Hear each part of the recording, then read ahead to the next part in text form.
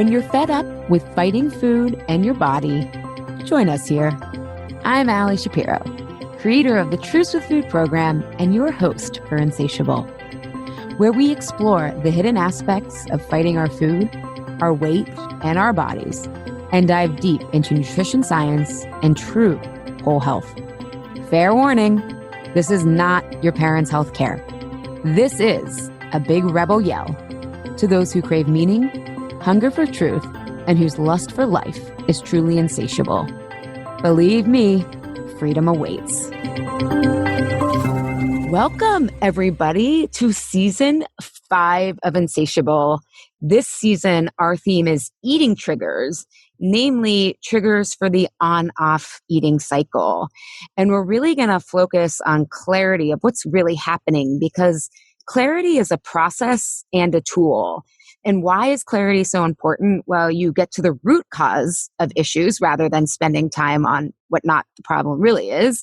We know that logic doesn't change us, right? We need to have an emotional connection and see what's happening in our own life to really change. And then clarity equals distance. So the more we can label something and say, hey, that's what's happening, the more we can make different choices rather than just being in overwhelm. So one of the biggest triggers for clients who fall off the wagon, both with food and fitness, is trying to follow someone else's formula for how to eat, work out, or take care of ourselves. Insatiable is all about you doing you and finding what works for you. So in today's episode, we, and by we, I mean Juliet, our co-host OG, is back for the season. That was my teaser that I told you we were going old school for back to school. But Juliet and I are going to chat with Kathleen Shannon about eating triggers, one size fits all, how that doesn't work, and how to experiment. And Kathleen's going to share how she found her way by doing what she calls N of 1 experiments, and how she's come to trust herself to figure it out and prioritize the sometimes inefficient learning curve as a mom and a multi-business owner. Here is a quick bio about Kathleen, and you can find more about her and links to all her wonderful creativity in the show notes. Kathleen Shannon is the co-founder of Braid Creative, a branding agency that helps creative entrepreneurs and purpose-driven organizations blend who they are into the work that they do with a clear and confident brand. Kathleen is the co-host of the iTunes chart-topping podcast Being Boss, a podcast for creative entrepreneurs, which has over 5 million downloads and touts guests including Dr. Brene Brown and Melissa Hartwig. Kathleen recently debuted her first book, Being Boss, Take Control of Your Work and Live Life on Your Own Terms, published by Running Press in April 2018. And when Kathleen isn't working, you can find her playing with kettlebells in the gym. I often, side note, watch her Instagram stories and get inspired to get into the gym, making endless lists in journals, or going on adventures with her husband and their 4-year-old son, Fox. So Kathleen and Juliet, thank you both for being here. Yay. Thank you so much for having me. Thanks, Allie. I'm excited to be co-hosting this season with you. Yeah, it's so great to have everyone here. So Kathleen, I want to first kick off with asking you how you started to value health and fitness, both food and fitness, I guess, enough to even want to experiment. Oh, that's a great question. So, it probably starts from a really young age of just trying to find structure and community. So I was always into sports, and I was always paying attention to, what people were doing whenever it came to movement, but also food, and not in a really unhealthy way. I never struggled with disordered eating or anything along those lines, but probably around the time I was a teenager, I became a vegetarian, and really seeing food as a place where I could make my own choices.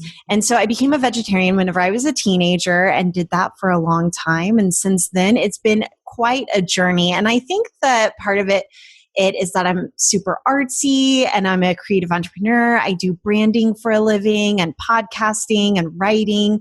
So whenever I'm not, I think that most people do the kinds of things that I do for a living as a hobby. So whenever I'm not working, I really love just digging into more sciencey stuff and stuff that just has nothing to do with what I'm doing for a living. And that would be health and fitness. Well, and as you were saying, being a creative, I think experimentation is necessary for creatives. I mean, even Juliet, who, was in fitness as well, like as a business owner, don't you think the two feed off of each other? Definitely. I was just thinking as you're saying that you dabble into the health and fitness as the thing that's not what you're doing on a regular basis, where for me, it's the opposite. Since health and fitness is my everyday, all day, I'm trying to dabble more into the creative, what can I do that has nothing to do with health and fitness? So it's funny, which is this podcasting for me, even though we talk about health and fitness, but this is a hobby. Yeah. So one of the things I think that's interesting, Kathleen, and I want to get into the difference because you said you never had disorder eating or whatnot, and you experimented with being vegetarian, et cetera. But one of the things I think sometimes people feel like, well, it's easy to experiment when you're not struggling, right? It's like, oh, if I'm just doing this for fun. But you've had some health issues that you've been really open with about postpartum depression and recently insomnia, which I had last year and sometimes still struggle with.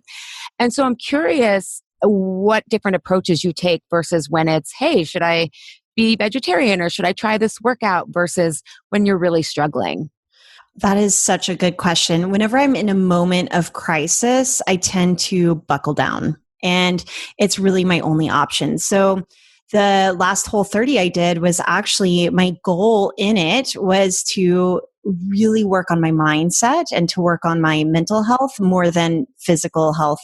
And it's all connected, as you all know. Like, what's inflammation in our body is going to be inflammation in our brains, right? And in our guts. And those are going to affect our mood and our ability to, show up and do the work. And I have to, like, I'm a working mom. I have to show up to work and I have to be clear-headed. And so whenever I'm struggling really hard, that's probably whenever I get more strict and more into a structure and a schedule or some sort of, framework that can guide me along.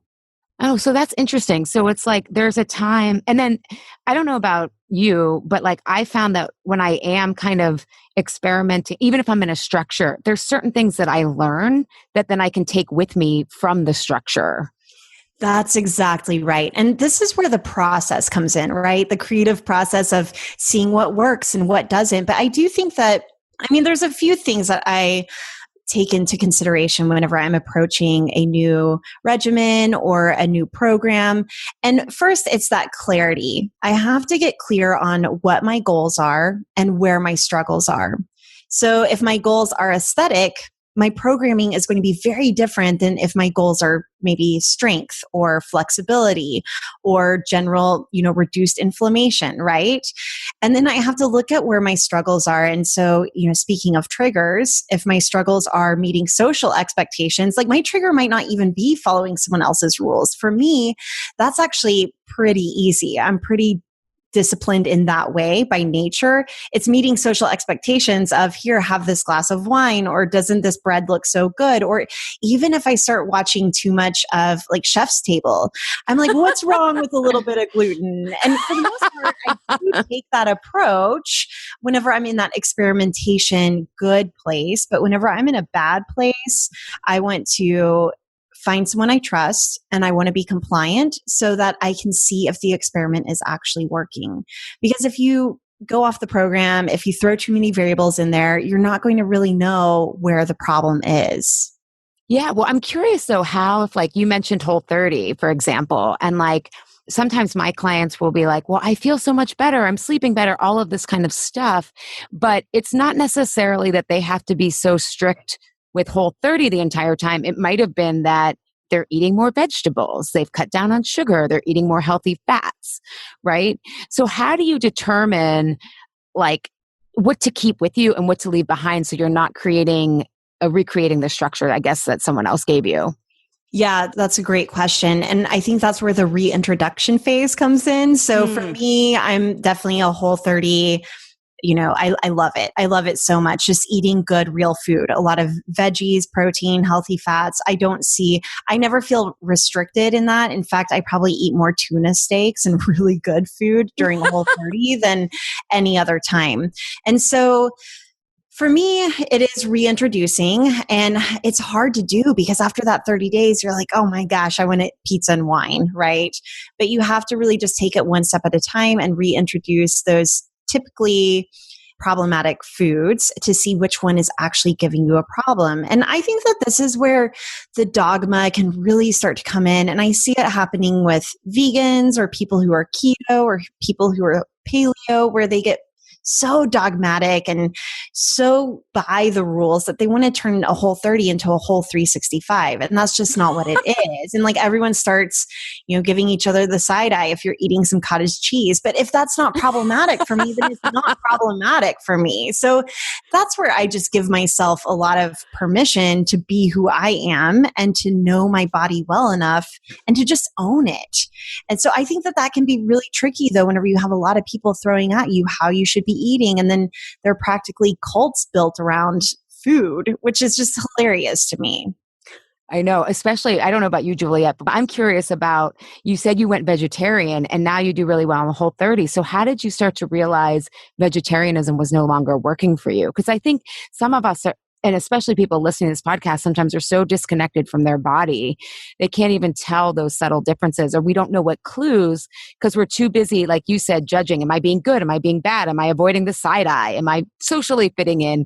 That we forget to tune into our own body. And so I'm curious what that trajectory was for you, because for a lot of vegetarians, the moral dogma around, well, I'm a better person because, and I know a lot of people say they don't judge, so I'm not well, I just came off of a vegan retreat like a couple of weeks ago, and I'm not vegan, but I went and supported some coworkers of mine. I work with a lot of people who are vegan and for moral reasons. So it was interesting for me to be in an environment where everybody was like all about the moral dilemma behind eating meat. And I didn't necessarily feel personally judged by anybody, but it's hard not to think, even to when I was like with the animals, I'm like, are they giving me the side eye? But, it's hard with the pressure too of different diet trends. I think not to say that plant-based is like a trend because it's been going on for a really long time, but it is definitely more really talked about right now, especially when it comes to like health and wellness and, heart disease. And there's, even cardiologists right now that are preaching online how plant-based is the way to go for a longer lifespan and everything. And it starts to seep in, even if you know that you do better when you're eating meat. Because I've done all the experimentation for years and years and years. But it's interesting how you start to think, well, are they right? Should I change? So yeah, I would love to hear kind of how you came to that decision to not be vegetarian anymore. Yeah, this is a question, and this will go deep. So I was a vegetarian through high school, and I did become a vegan for probably a year after reading the book Eating Animals. And so I've been there. I've done it for moral reasons. I've done it for what I thought were health reasons. And what happened was I was eating fish. So I went into my pregnancy about over 4 years ago eating fish, and I did my first Whole30 as a pescatarian. And I promise I'm not like here advocating for Whole30. It's like, if you want to try it, try it. But it's the first time I did something like that. So it's really formative for me, and it gave me a lot of clarity, and it's served as a guidepost since then as far as what works and what doesn't for me.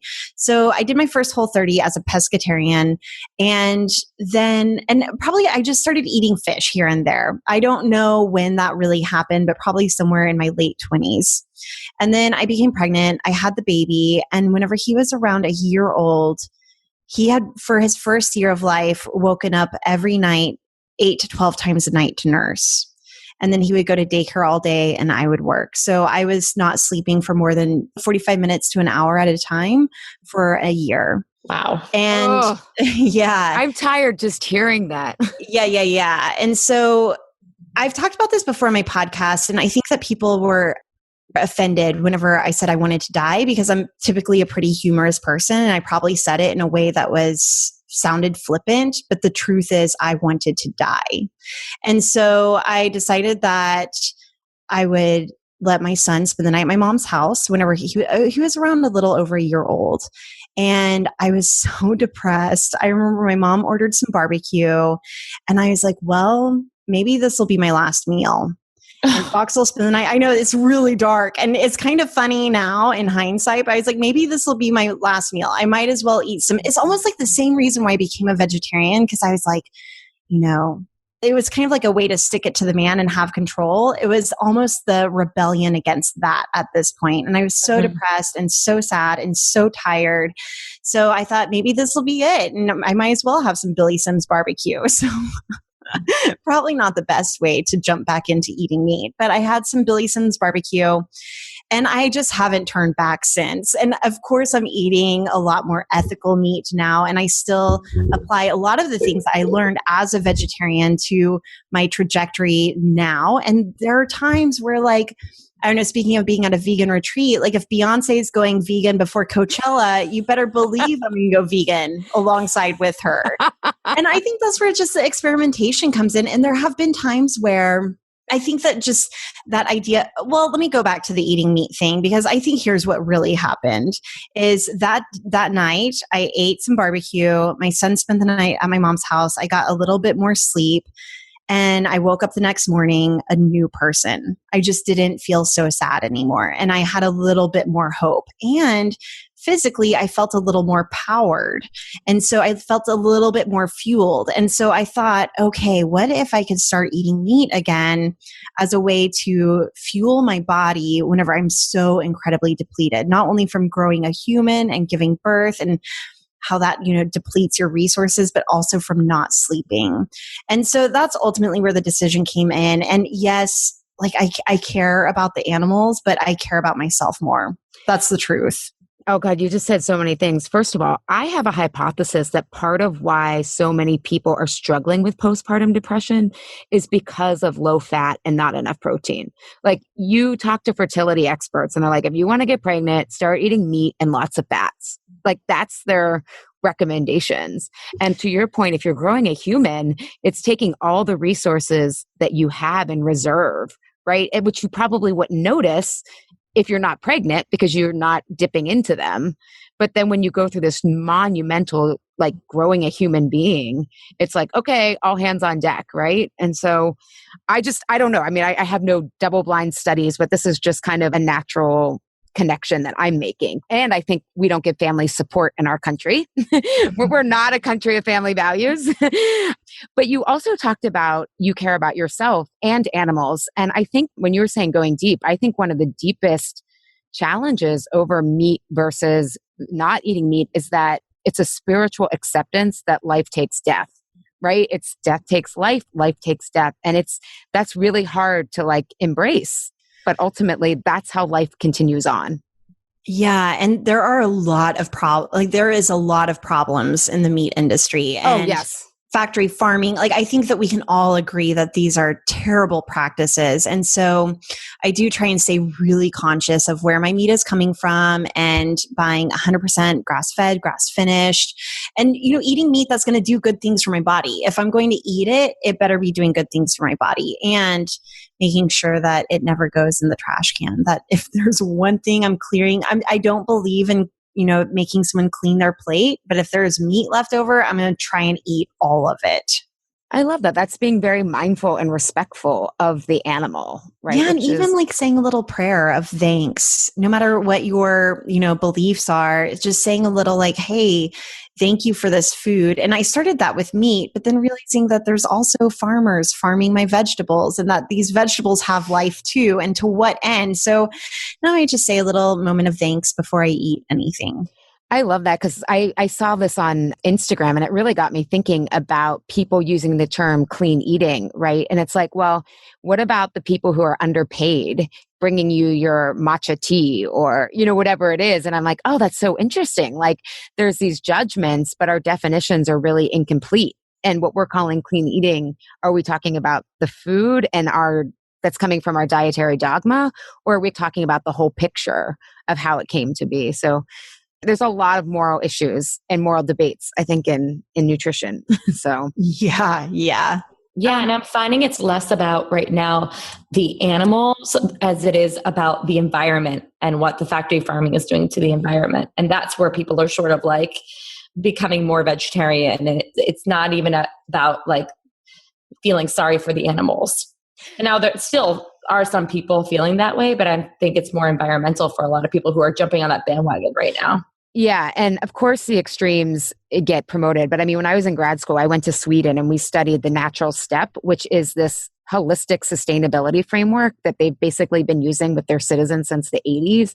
And what I learned as I studied about meat versus vegetarian for the environment, yes, factory farming is like a hard destroying the environment.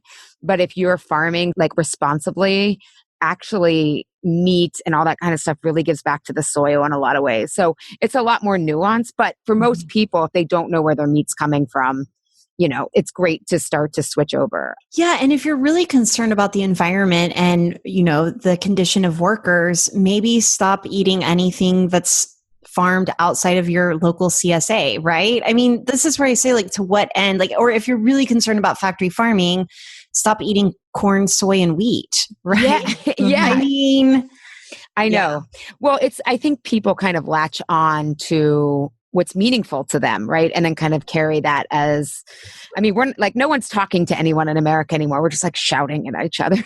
I will say, like, in a moral place, I do feel more comfortable eating fish of all the animals. And probably because I was raised fishing on the lake with my dad, we would catch some bass, we would clean it, we would eat it. And so feeling that kind of connection to my food makes me feel a lot more comfortable than I can't imagine slaughtering a cow. And sometimes I think maybe I should, so that I can really understand what it is that I'm eating, but I'm not ready to go there. I was going to say same for me, but when I think about it, I cannot imagine myself doing it. And I think I would chicken out. Yeah, me too. So Kathleen, I want to know what you mean by N of 1 experiments. And I'm curious, in your experimentation, what has surprised you? And then what has often confirmed your intuition?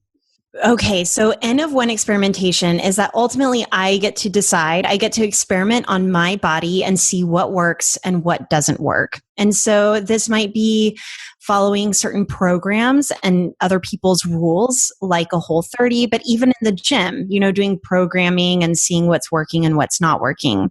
And whenever I think of N of 1 experimentation, I think about my whole lifespan. I think so many people go into what to eat or what not to eat, or how to move or how not to move, really thinking about maybe the next 3 weeks. Like they've got an event or something coming up, or they're just trying out a new program. And I will say, like, I think programming is great, but you have to think about these short-term goals and short-term struggles that you want to overcome, but then think about your whole life ahead of you. And so for me, N of 1 experimentation means really sticking to something for maybe 3 or 4 months at a time, taking what's working, ditching what isn't, and then layering into that slowly.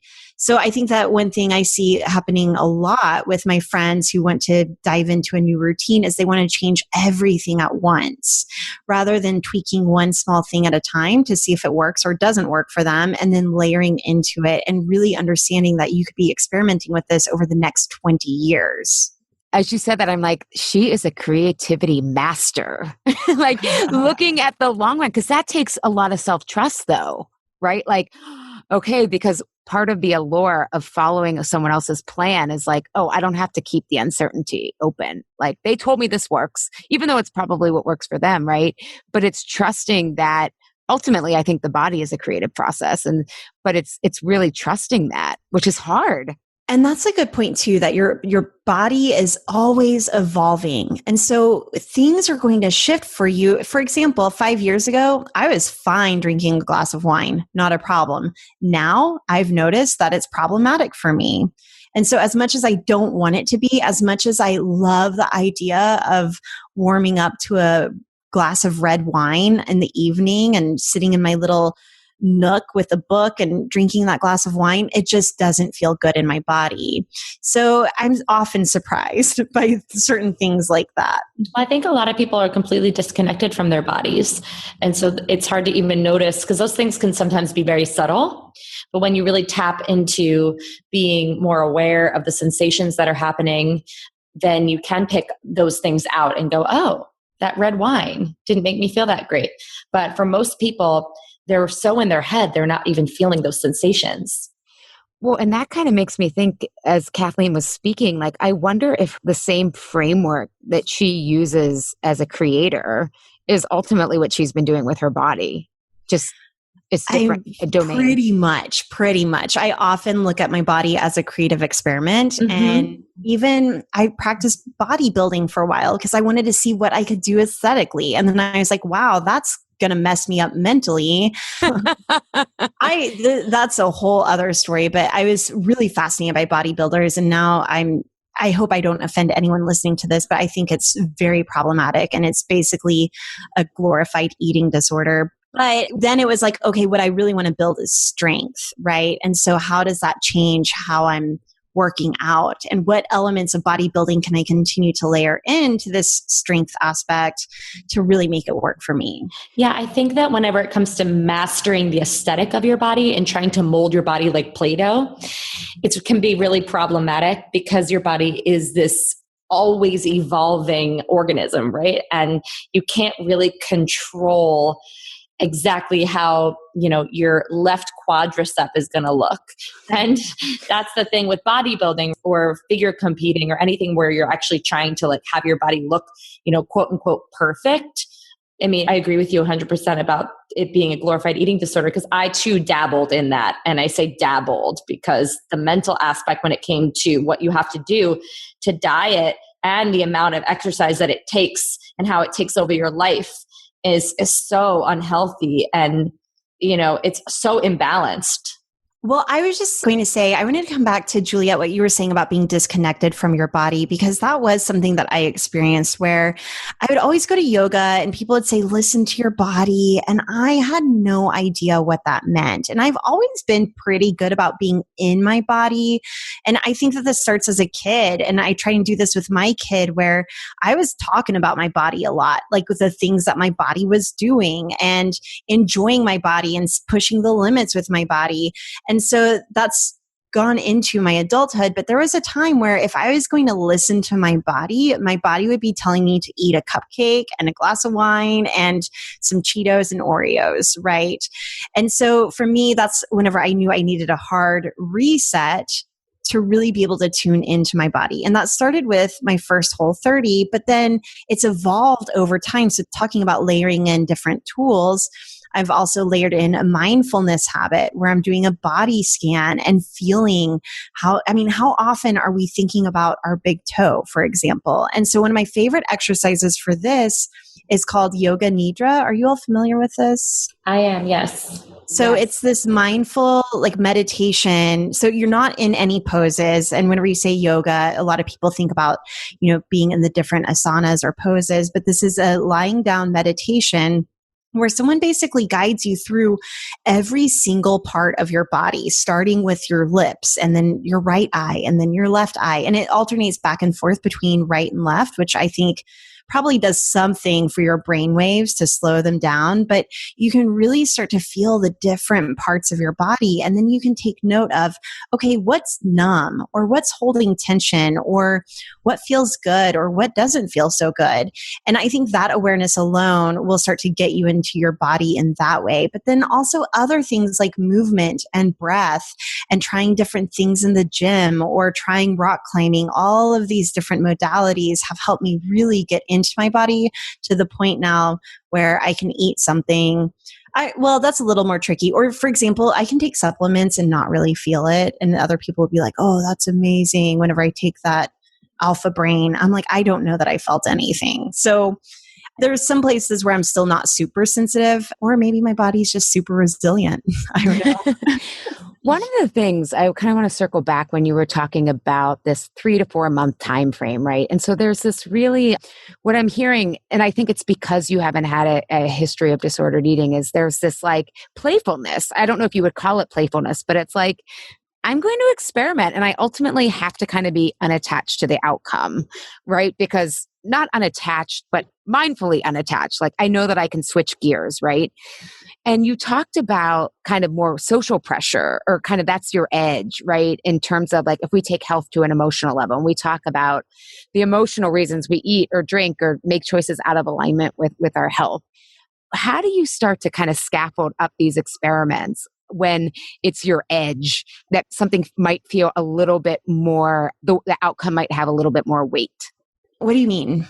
So like, if you're like, okay, I go out with this group of friends and they're going to want me to drink. And it's like, but I don't want to do that. Do you experiment with saying no? Or, I'm curious how you handle that when it's not quite as, the stakes feel higher. Okay, gotcha. Okay, yeah. So one cool thing about having a kid is that it kind of destroys your social life. So that's been really helpful in experimenting. But whenever it does come to going out with friends, and this is the place where I'm like, well, what's going to be good for my body and what's going to be good for my soul? And I know whenever I can go into a social situation and just almost have a plan. So my plan might be no more than 2 drinks. The hard stop.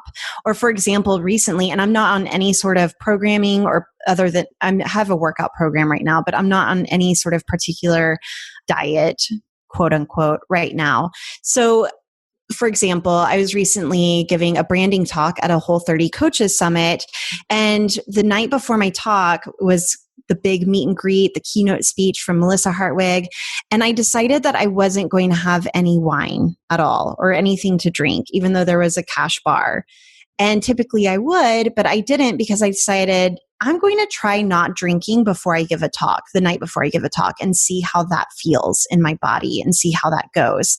And so I just tried it once and it went really, really well. And so now I'm thinking, wow, I'm about to have this Being Boss vacation in New Orleans this fall. And New Orleans is like a big time drinking place, but I've also overdone it in past years. So now I'm thinking, what would it be like to not drink in New Orleans? And that's where the stakes are really high because this is my event.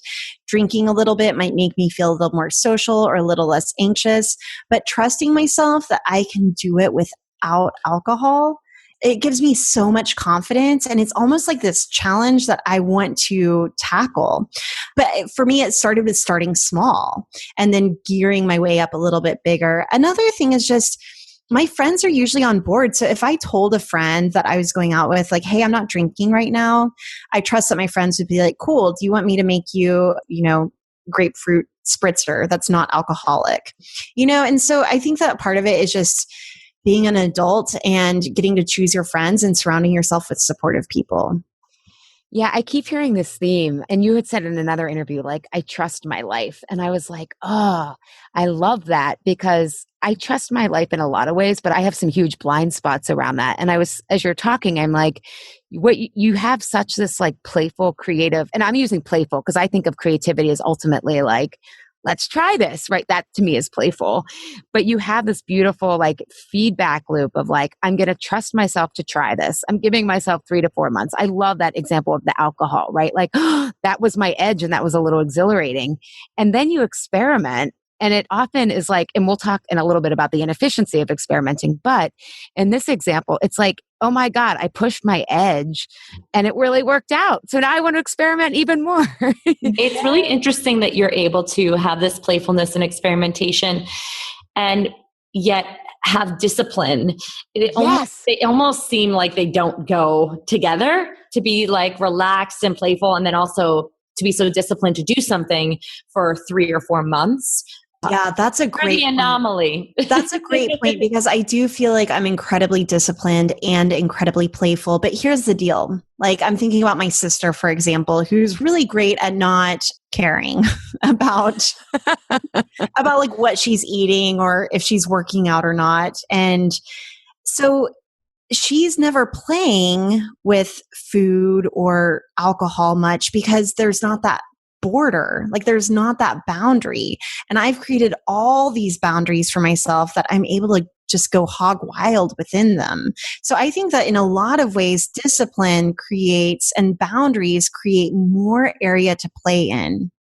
And that's creativity, right? Like if someone tells you to paint a picture, it's like, oh, but if they're like, okay, paint a picture of the last place you went, and they start giving you these restraints, it sounds like that's really your zone of genius in a way. Yes, that's such a good point, Allie, because I've been thinking about picking up painting again. And I actually went to fine art school thinking I was going to be a painter and became a designer and got into branding. And that's my career now. But I've been thinking about picking up a paintbrush again. And I've been brainstorming, okay, but how do I create boundaries or limits so that I can create something interesting? So I'm thinking about having a limited color palette or having a very specific prompt or focus that I'm going to be painting within. So yeah, even in my creativity, I start implementing boundaries in order to create something unexpected. What's interesting is that you can create these boundaries, and I'm assuming that they don't stress you out. They just give you more fuel to have something to create with, versus I think a lot of other people, when they create boundaries, or I guess you could call them rules to follow when it comes to what they're eating, or what they're doing for their workouts, creates almost a stress response in their body. And they feel like this is a way that they're trying to gain some sort of control over things, and it's based off of anxiety, but yours isn't coming from that place. So I find that very interesting. Yeah. Have you all ever done Gretchen Rubin's 4 personality types? Yeah. We did a whole episode on it. Oh, well, there you go. Everyone refer back to that episode. I'm definitely an upholder. So I'm following my rules and I'm following everyone else's rules, which is funny because I think that I probably give off the impression that I'm flipping off the police and spray painting buildings. But when in fact, I'm so afraid of getting in trouble. Well, I think also what you're doing is ultimately making the experiments meaningful to you. Because I think a lot of times people think they're experimenting if they're going to Weight Watchers or if they're doing a 30-day Bikram challenge. And it's more driven out of fear than let me see what happens, right? Like you were talking about your supplements. I'm going to try this. I don't feel anything, guys. I'm not a bad person because I don't need beta brainwaves or whatever. I forget what you said they were.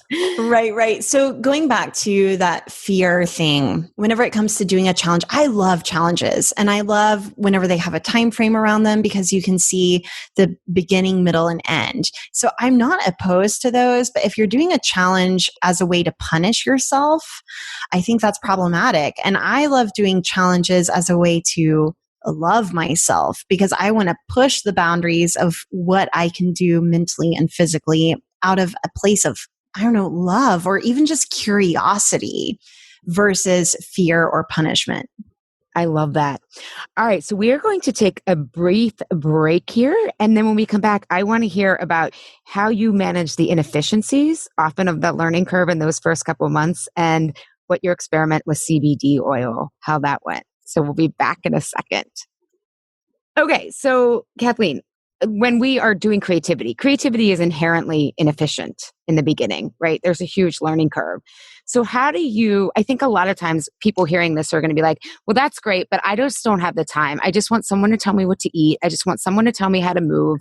How do you balance that? Because if we're looking at everything as a creativity, you have a child, you have 2 businesses, and I'm not asking this just because you're a woman, right? How do you do it all? It's like, no one's asking men this, but you have 3 different inherently creative, unpredictable entities in your life, and then to throw another one in, how do you manage the inefficiencies of the initial startup costs of learning and experimenting? Well, I want to say I don't think it's problematic to ask women how they do it all because there is a lot expected of us and it is kind of a mystery and we're all figuring it out. We're figuring out things that our parents and grandparents didn't have an issue with, right? So I think that it's a fair question, honestly, but how do I manage it all and how do I manage the inefficiencies of experimentation? So there's a couple of things. I will say before I had a kid, I could manage it all on my own. So I could figure out my own programming. I could figure out my own experiments whenever it comes to what I'm going to eat. I could plan out my own Whole30 and it was no big deal. These days, because I am doing a lot more adulting and parenting and business running, it's admittedly a little bit more difficult. And so I'm glad that I'm having this experience though, because whenever it comes to coaching other business owners who are busy or maybe have a day job and want to pick up their side hustle and turn their creative side hustle into a full-time career, but don't have the time and they just need someone to tell them what to do instead of telling them, you know what, you need to figure it out on your own. And that's the only way it's going to be successful, is to look at all the options. And so for me, the experimentation that I was able to have before my life became incredibly busy was really helpful. It set a really good foundation.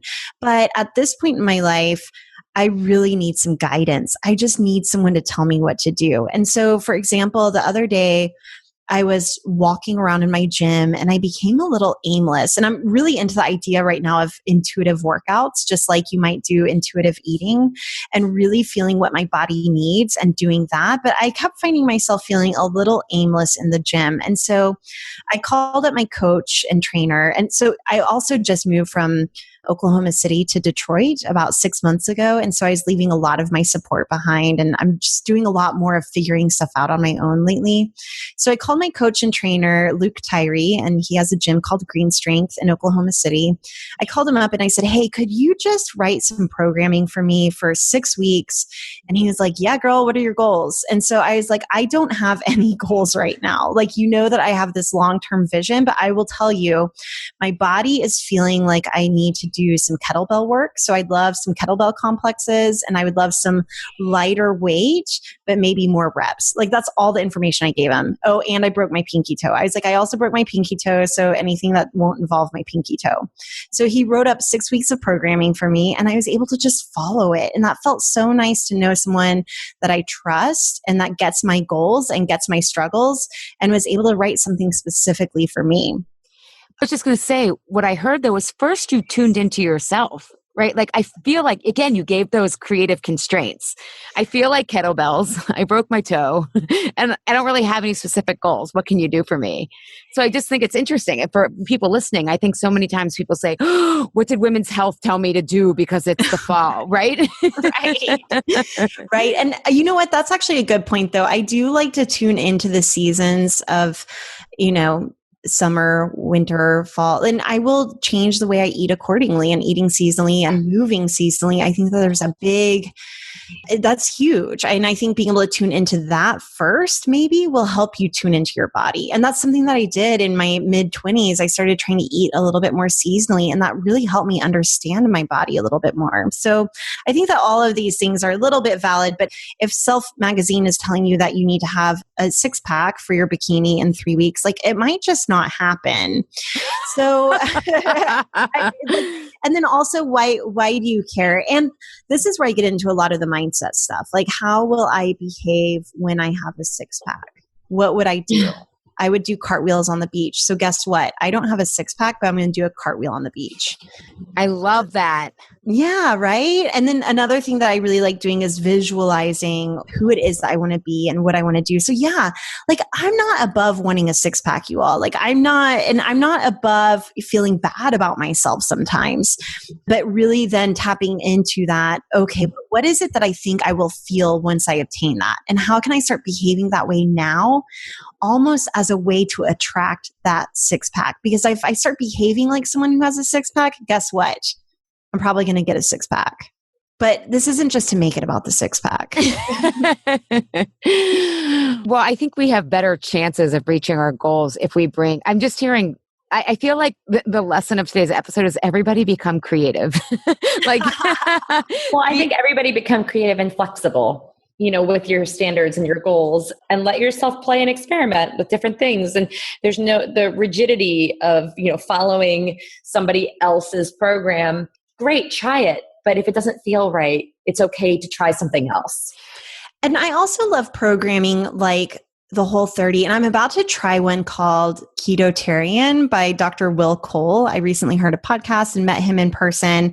And I love trying things that have room for experimentation within them. And so, for example, like you mentioned, Ali, before, I tuned into my body and I thought, what am I really feeling right now? Right now, I'm feeling like I just want to eat a lot of greens and fish. And so then I happened to hear a podcast from Dr. Will Cole, who is writing a book called Ketotarian about lots of greens and fish. And so it came at the right time. This is another thing I've noticed. Once I start thinking about experimenting with something, usually the right book or resource will land on my lap.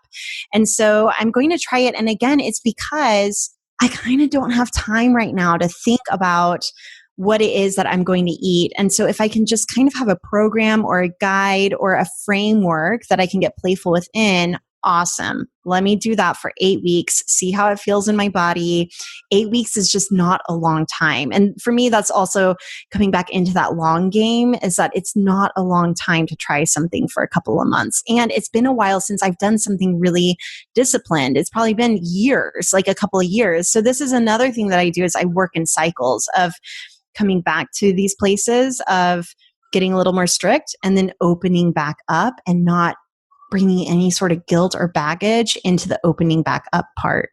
Well, yeah, I think one thing that, I mean, you've said so many great things, but I think one thing that's really important, and I think we probably don't emphasize it enough on this podcast, or even those of us who want people to learn their bodies, is when you're in lockdown mode, like you said, or sometimes when you just don't have the bandwidth, get support. Right? Like when you were talking about when you were not getting sleep or when you were struggling with postpartum depression, like get support with people who will help guide you to your own answers, I think is really important.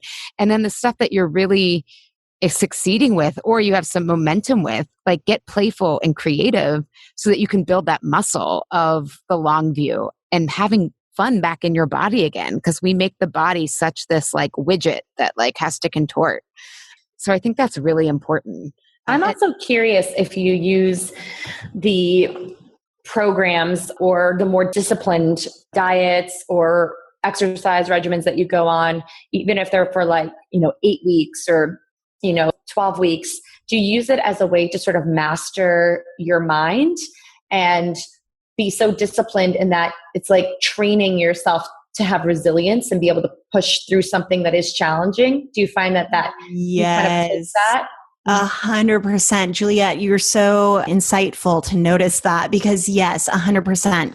I don't really see any difference between, well, there's a difference between the mind and body, but something I'm really curious about is the spirituality that we hold in our physical bodies. And this might turn some people off, and I don't know where you all fall on the kind of more woo-woo scale, but I do believe in a soul. And I don't know really entirely what that means, but I do believe that that soul chose this body for a reason. And so what is it that my soul needs to learn from my physical body? And even if souls aren't real, like even just approaching life in this way is kind of interesting. So like, what can my soul learn? Like, for example, your soul may not have ever been able to have an orgasm until it came into your human body. So like, what can it learn from that? What can it learn from lifting really heavy weights? What can it learn from eating really nutritious, good food? So sometimes I like to approach my experimentations from that level, and that gives me more of a deeper why. And then on the more practical level, something I've been doing lately that I've been experimenting with is hot, cold showers. Have you all ever done this? Yes. Oh my God, the cold is so hard for me. It's so cold. Well, you're putting yourself in these uncomfortable situations, and you're mastering your own body and your mind and being able to get through something that is uncomfortable. And most people want comfortability all the time. They don't want to face things that are challenging. And yet life is so challenging, right? But I think that's because people are so uncomfortable in their day-to-day lives that it's like, I can't take on one more thing. Oh, this is my favorite conversation ever, because I find myself doing really uncomfortable things like throwing myself out of a plane or even just taking a hot, cold shower, because it really does build up that mental resiliency. And I also have big goals. And so, for example, going back to weight training and strength training, I know that physiologically I should be able to lift heavier than I can, right? And it's this neurological issue. It's not a muscle issue. Even thinking about gorillas, I think it's that they have an extra hormone or lack of hormone or something is unlocked in their brain where I might be the same size as a teenage gorilla, but that gorilla is going to be able to lift and throw so much heavier than I can because it has a different brain structure, right? And so it does really come down to your mind. And so that's what I'm interested in tapping into. And that's where the visualization really comes into play. So before I do one of these challenges or experiments, I'm visualizing what I look like along the way and afterward. And I'm not talking about physically, but just the way that I'm behaving along the way to really prepave myself for success and have the confidence going into it. And then coming back to the uncomfortable situations, like, yeah, I have found that whenever I'm more uncomfortable at work, honestly, it makes me want to become more strict outside of work with the programming, because again, that's almost like a safety net for me more than anything. It's also interesting that you say that you have big goals and you want to play big in your life. And I think that for a lot of people, when they don't experiment or when they are just doing the same thing over and over again, year after year in this routine, they're playing really small. And it's really hard for them to ever, strive for those larger goals because they're not really testing the waters. You have to build up that resiliency. Completely. And the more, I think about when you're working out and it's really hard. And Kathleen, I actually thought about this when I was looking at your rowing story and you were just like back to the breath, right? Like if you can send the message to your body that I'm going to breathe during this uncomfortable thing, that's ultimately what you're doing when you're experimenting, right? Like I am going to get into my center while I'm in this uncertainty, because that's what you're doing when you're training above your max, right? You're like, I've never been here before. Right. And the workouts don't get easier. You just get stronger, right? But that's absolutely right. So, and I just kind of want to circle back to the soul. The academic in me love that piece. And the soul is actually, if we think of spirit versus soul, academically, we say spirit is really about how we're all one and we're kind of unattached, what we think of as unattachment. But the soul is actually like thought of to be an expression of the body and is really into ritual and the attachment and pleasure, like you said, like orgasms or tasting food and all that stuff. So I'm just picking up that you're very intuitive. Like you probably never studied that, but you're articulating what's there. Allie, if you have any resources or books I could read on that, I would love to check them out. Yeah, let me think. Not too I can't read anything too smart though. Stop it. Stop it. So I have two questions for you. I want to know what your experience with CBD oil was, because I'm really intrigued. I feel like everyone's talking about it. And then I'm curious what kind of your daily health routine looks like now. Ooh, okay. So CBD, that's one of those things where I was like, I don't really know if I can feel it or not, but I like taking it. The placebo of it, or you? I just love the taste and smell of weed. Oh, okay. I will say, like, I'm really curious about it. And for me, it's probably more of normalizing marijuana and an entire plant and just like any other herbs. And I'm really into adaptogens lately and anything else. That's just one more herb in a toolkit of things that you can go to and use. So my coach and trainer, he's really into CBD. And so I did start using it a little bit. Oh, especially for insomnia. So actually it really did help with that. And this is where I can really see if things are working or not. So I was taking CBD for insomnia and then also magnesium, calm magnesium powder. Oh, my husband takes that. Oh, it's so good. And so that's really, those two things have really helped with insomnia a lot.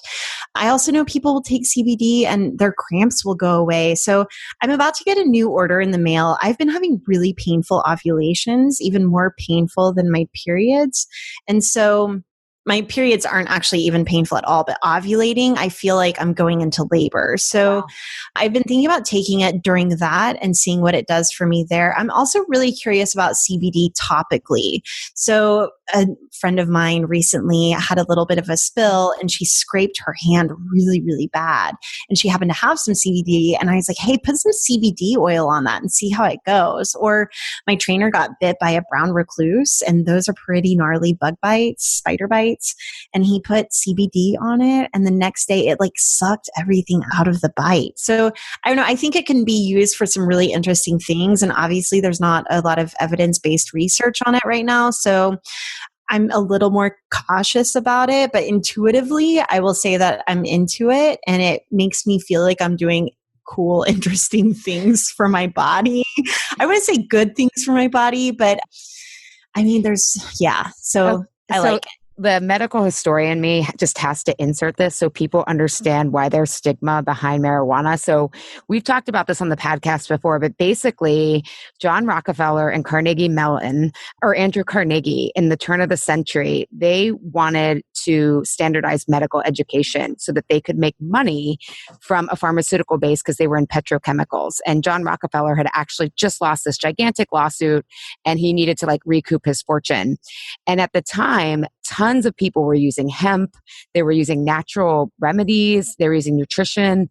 And they went and created this Flexner report where they created a problem in the media that says, oh, we have too many hospitals, too many ways that people are practicing medicine.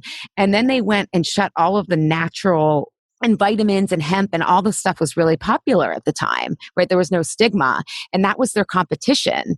And so they basically shut down all of that standardized medical education and made it much more synthetic and petrochemical based.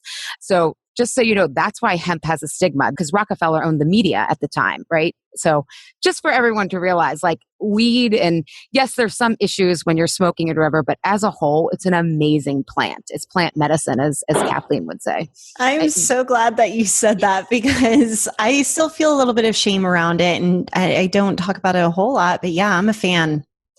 Yeah, I'm really curious about it because I know a lot of people who are anxious. They say that can really help you. Juliet, have you ever tried it? I have not tried CBD, but I have tried marijuana. But I had a lot of adverse effects with it mentally. It caused me a lot of anguish more than anything.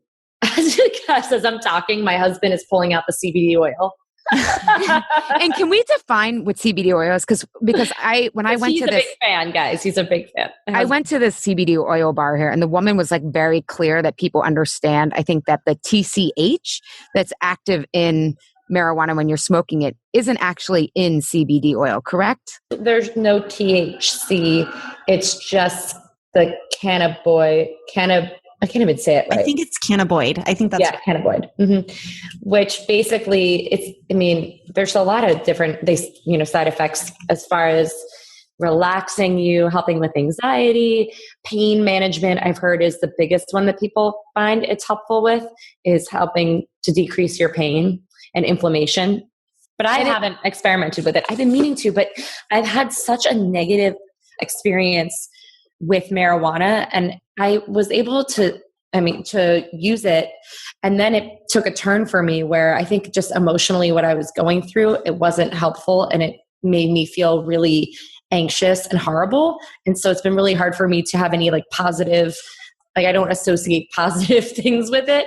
So, Juliet, I've had a similar experience. So whenever I was younger, the first times I smoked marijuana, or whenever I got into it whenever I was younger, like a teenager, one, I don't think I was smoking good weed. Yeah. I was just too young and I felt so much shame and, all the bad feelings, like I was doing something bad and wrong. And I think that played into my experience and I had a lot of anxiety around it. But as it's becoming more legal and as, people are able to get their hands on more specific strains of marijuana, and being a grown-ass adult for me has been really helpful in not having anxiety whenever I smoke it.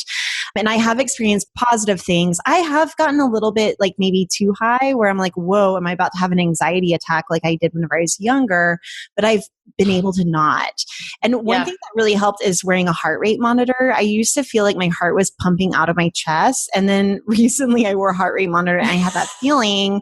And I was like, oh, my heart rate's only 65. Isn't that funny? I've had that same experience because I now have a heart rate monitor as someone who has anxiety. And I'm like, wait, my heart is not beating fast at all. Kathleen, I think that's one of my favorite things that you said, that you put a heart rate monitor on yourself while you're smoking weed. That's like a true experimenter. I'm going to get the data. I can't. I know, but it really has been helpful. And I didn't mean to turn this into a drug story, but I say, Juliet, you should not be afraid of CBD. It's not going to get you high. And it's something that even my grandparents have started taking and my mom and dad are interested in it.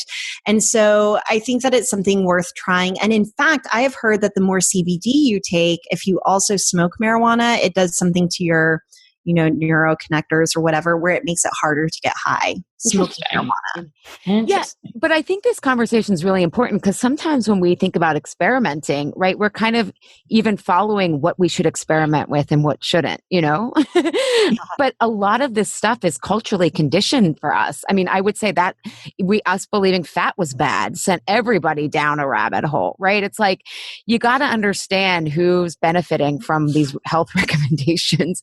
And when we started talking about the environment, hemp is incredibly environmentally friendly. It's prolific, it reproduces, it doesn't destroy the environment like plastic.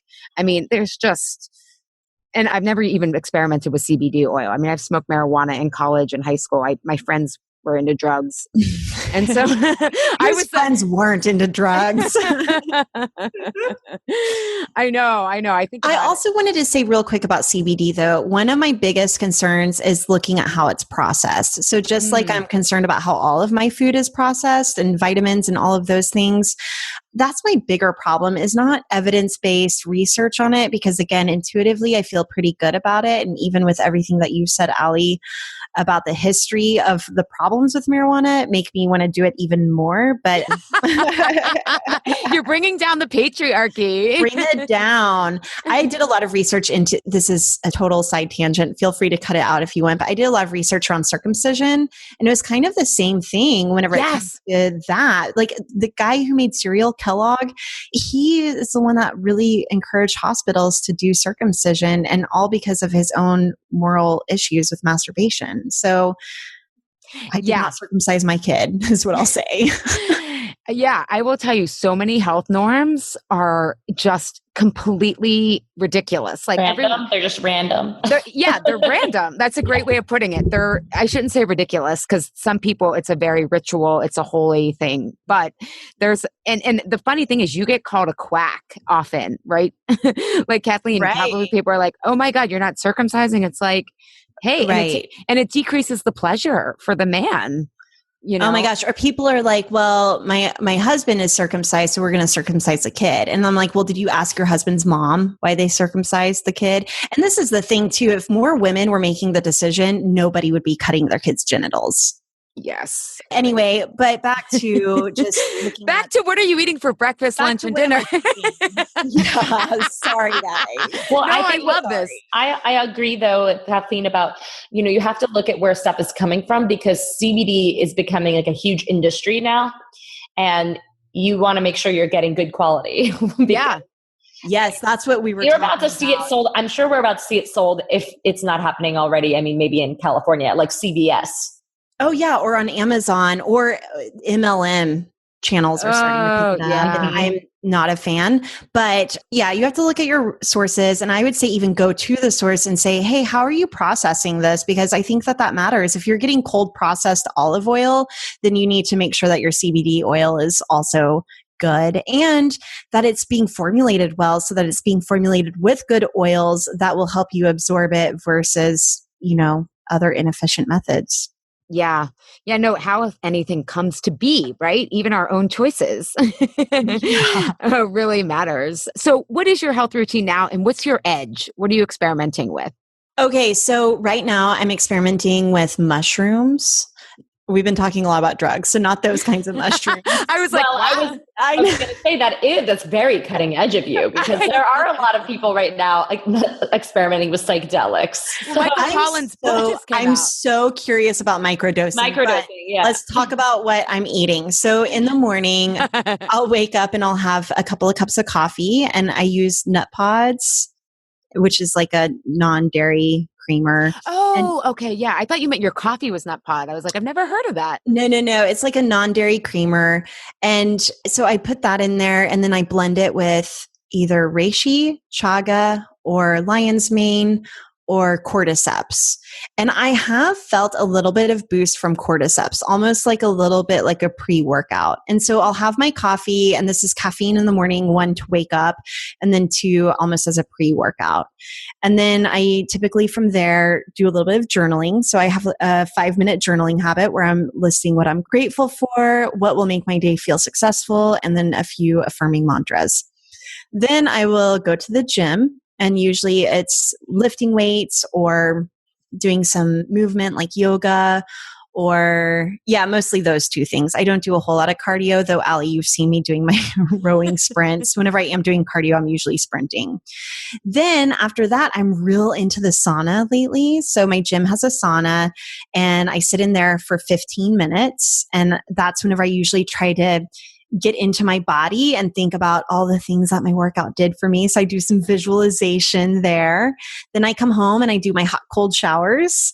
Then I get to work. Usually around noon, I'll eat. And I eat the same thing for breakfast/lunch every day, which is what I call paleo oats. So it's basically apples and hemp seeds and almond butter and flax seeds and eggs. Then let's see. For dinner, I'm usually eating some fish and vegetables or some sort of like protein and veggie combination. It's pretty boring. And what else do I do? So, another thing I do in the morning, sorry I missed this, is I heat up a little bit of water and I put pink Himalayan salt and a squeeze of lime and then hot water. And I was doing magnesium in the morning, but now I'm doing it at night.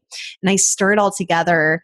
And I recently learned that Himalayan salt used to be what soldiers were paid with back in the day. So it's currency.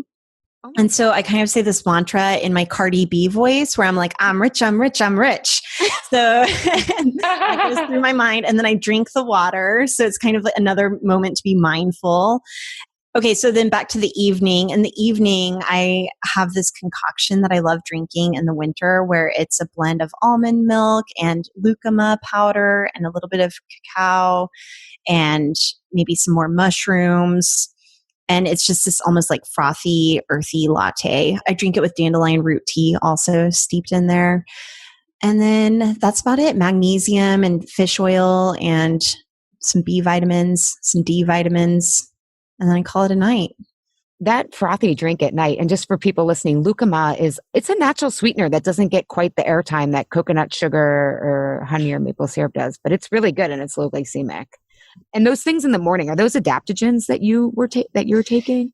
Yeah. And also that's another thing I add to my nightly concoction is a little bit of ashwagandha, but I've experimented with moving that into my morning coffee as well. So yeah, some adaptogens would be the mushroom powders. And so the ones that I get I'm not necessarily connected or affiliated with this brand, but the Om powder off of Amazon I like, and it's kind of pricey, but I don't know. I think that over time it evens out to like 5 cents a cup or something like that, if even.